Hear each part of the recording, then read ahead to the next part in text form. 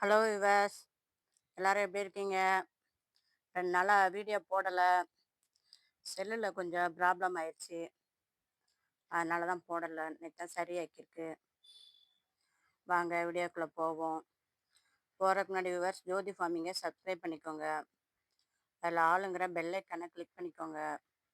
அப்போனா தான் நான் போடுற வீடியோ வந்து உங்களுக்கு உடனுக்குடன் நோட்டிஃபிகேஷனாக கிடைக்கும்.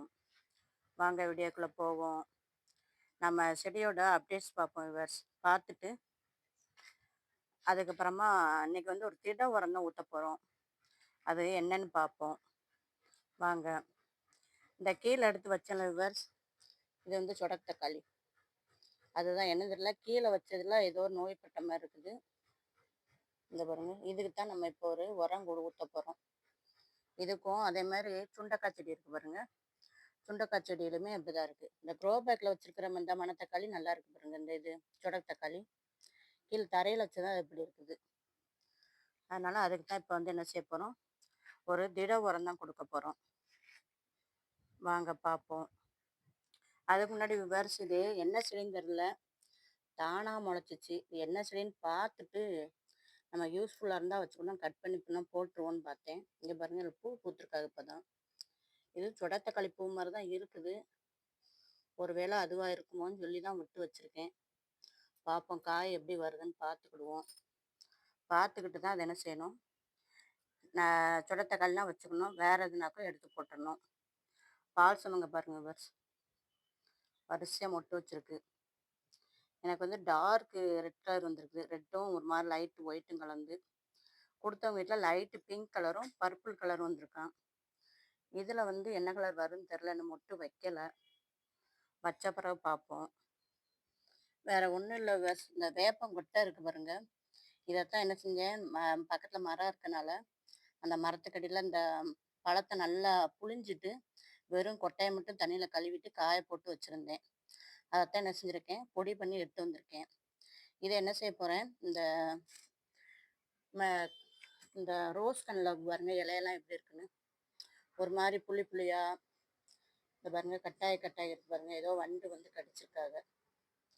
எல்லா இலையுமே அப்படிதான் இருக்கு பாருங்க. இதுக்கு தான் என்ன செய்ய போறோம், நம்ம அடியில் வந்து இதில் கொஞ்சம் கொஞ்சம் எடுத்து ஒரு சிட்டிகை அளவுக்கு இப்படி கையில் இந்த இவ்வளவு எடுத்துக்கோங்க. எடுத்துக்கிட்டு இந்த ரோஸ் கன்று மண்ணல்ல இப்படி தள்ளி வச்சு இப்படி தூவி விட்டுருங்க.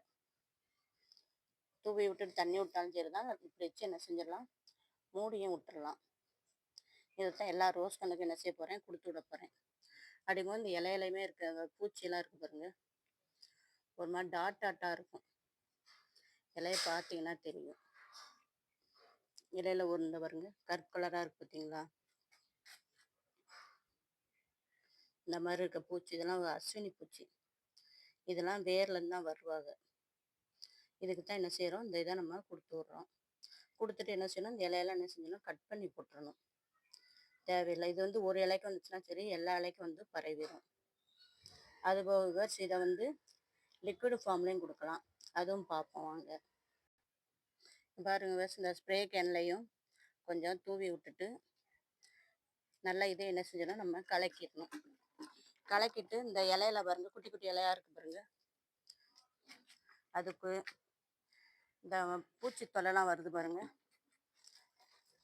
இந்த கண்ணில் சுண்டக்காய் செடியில், அதுக்கெல்லாம் இல்லை மேலே என்ன செஞ்சு விட்டணும், ஸ்ப்ரே பண்ணி விட்டணும்.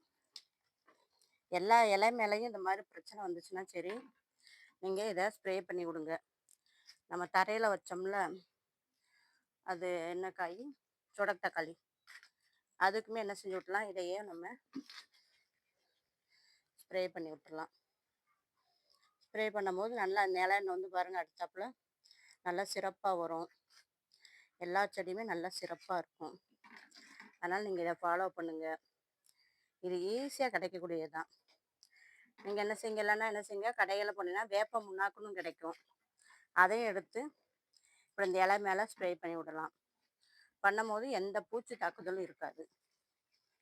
அது மாதிரி தேவையில்லாத இந்த இலையெல்லாம் சாப்பிடும்ல, அந்த வெட்டிகளும் என்ன செய்யாது, வராது. வீடியோ பிடிச்சா லைக் பண்ணுங்கள், சப்ஸ்கிரைப் பண்ணுங்கள் ஜோதி ஃபார்மிங்க. நம்ம வளர்ப்புகளுக்கும் ஒரு சேனல் ஆரம்பிச்சிருக்கோம் விவர்ஸ். அதையும் சப்ஸ்கிரைப் பண்ணுங்க. மேக்ஸிமம் இந்த மிளகாய் செடி, கத்திரிக்காய் செடி, சுண்டைக்காய் செடி, அதுபோக ரோஸ் கன்னில் வரும். அப்புறம் இந்த மணத்தக்காளி கீரைகள்லையும் வரும். இந்த பூச்சி தாக்குதல் பிரச்சனைகள் வரும். அதுக்கு என்ன செய்யுங்க, நீங்கள் இதே ஸ்ப்ரே பண்ணுங்க. அதுபோக நான் 2 என்ன செஞ்சுருக்கேன், பீக்கங்காய் கன்று விதை ஊனி விட்டேன்.